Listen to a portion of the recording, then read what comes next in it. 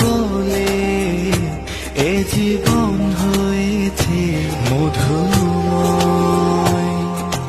যদি তুমি দূরে কবু যাও চলে, শুধু মরণ হবে আর কিছু নয়।